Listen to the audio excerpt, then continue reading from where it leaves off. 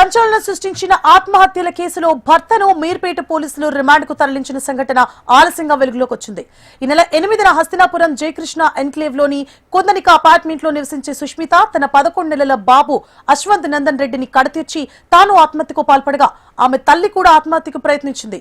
అయితే ఆసుపత్రిలో చికిత్స పొందుతూ కోలుకున్న సుష్మిత తల్లి లలిత పోలీసులకు వాంగ్మూలం ఇచ్చారు. తన కూతురు ఆత్మహత్యకు అల్లుడు యశ్వంత్ రెడ్డి కారణమని, వివాహమైన నాటి నుంచి వేధింపులు, వరకట్నం పేరుతో మానసికంగా ఇబ్బందులకు గురిచేసేవాడని తెలిపింది. దీంతో పాటు ప్రతి చిన్న విషయానికి గొడవ పడుతూ చిత్రహింసలకు పాల్పడేవాడని, వేధింపులు తట్టుకోలేకే తన కూతురు ఆత్మహత్య చేసుకుందని పేర్కొన్నారు.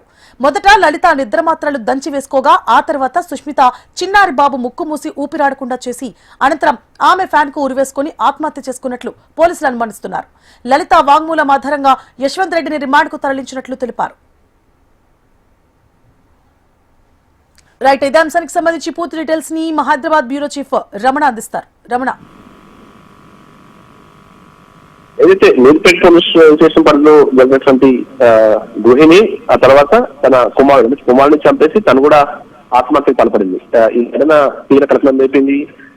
భర్త వేధింపుల కారణంగానే తను చనిపోయిందని కూడా ఆరోపణలు వినిపించాయి. అయితే ఆ సమయంలో ఈ తన తల్లి ఎవరైతే ముసలాలు ఉందో ముసలాలకు సంబంధించిన తల్లి ఇద్దరు కూడా ఇద్దరు సూసైడ్ అటెంప్ట్ చేయడంతో, అంటే తన కూతురు కళ్ళ ముందు చనిపోవడం, తర్వాత మనవాడు చనిపోవడంతో తను కూడా మానసిక తను కూడా ఆత్మహత్య పాల్పడింది. లలిత ఆ రోజు నుండి కూడా ఆసుపత్రి చికిత్స పొందుతూ అపస్మారస్థితిలో ఉంటుంది. తర్వాత తను స్టోర్లోకి రావడంతో ప్రస్తుతం కేసుకు సంబంధించి కొంత విచారణ వేగవంతమైంది. ఆ పోలీసులు ఎవరైతే తల్లి లలిత ఉందో లలితను విచారణ చేస్తున్న మొత్తం భర్త వేధింపుల కారణంగానే ఈ మొత్తం ఇన్సిడెంట్ జరిగింది. యశ్వంత్ రెడ్డి చాలా రోజులుగా తన కూతుర్ని తీవ్రంగా తన కూతురు సుష్మని తీవ్రంగా వేధిస్తున్నాడు. వరకట్నం తీసుకురావాలంటే కూడా వేధిస్తున్నాడు. ఈ వేధింపుల కారణంగానే తన ఆత్మహత్య చేసుకుని తన కుమారుని చంపి మరి తన ఆత్మహత్య చేసుకుంది అనేటువంటి విషయాన్ని ఆమె చెప్పడంతో మొత్తంగా యశ్వంత్ రెడ్డిని అయితే పోలీసులు ప్రస్తుతం అరెస్ట్ చేశారు. పలు సెక్షన్ల కింద కేసు కూడా నమోదు చేశారు. అంటే ఆత్మహత్యకు ప్రేరేపించే విధంగా తను చేశాడు కాబట్టి ఆ పలు సెక్షన్ల కింద అతనిపై కేసు నమోదు చేసి ప్రస్తుతం కేసు దర్యాప్తుగా కొనసాగిస్తున్నారు.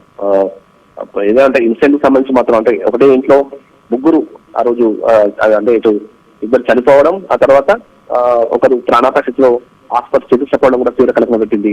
ఆ కుటుంబ సభ్యుల ఫిర్యాదు మేరకే పోలీసులు కేసు నమోదు చేసి ఆ రోజు కూడా దర్యాప్తు చేస్తూ వచ్చారు. మొత్తంగా యశ్వంత్ రెడ్డిని అయితే అదుపులోకి తీసుకుని రిమాండ్ తరలించారు. సువర్ణ.